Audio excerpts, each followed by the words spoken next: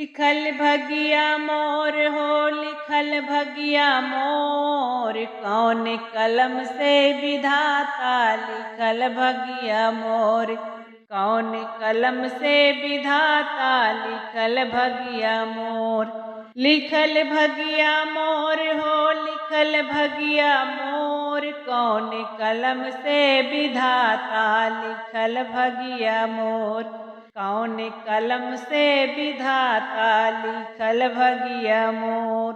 दिखले रहे हम बड़ा भारी सपनवा, दिखले रहे बड़ा भारी सपनवा, पूरा होई जाए मोर पूरा यार मनवा, होई जाए मोर पूरा यार मनवा।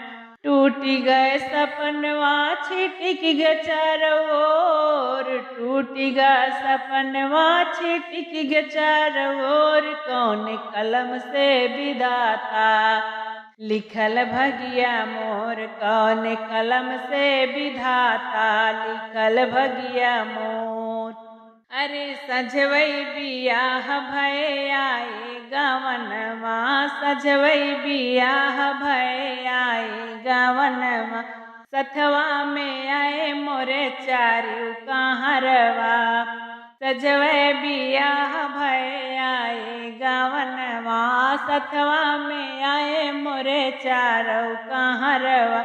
ललकी चुनरिया ओढ़ाए चटकोर, ललकी चुनरिया ओढ़ाए चटकोर, कौन कलम से विधाता लिखल भगिया मोर, कौन कलम से विधाता लिखल भगिया मोर।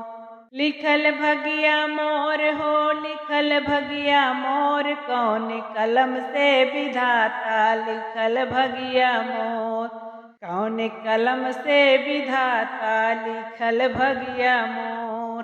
करा सत्संग भजा हरि के भजनिया, यही में सफल होए तोहर जिंदगनिया, करा सत्संग भजा हरि के भजनिया, यही में सफल होए तोहर जिंदगनिया। हरि के चरनिया में बा पपियन के थोर, हरि के चरनिया में बा पपियन के झोर, कौन कलम से विधाता लिखल भगिया मोर, कौन कलम से विधाता लिखल भगिया मोर। लिखल भगिया मोर हो लिखल भगिया मोर, कौन कलम से विधाता लिखल भगिया मोर, कौन कलम से विधाता लिखल भगिया मोर।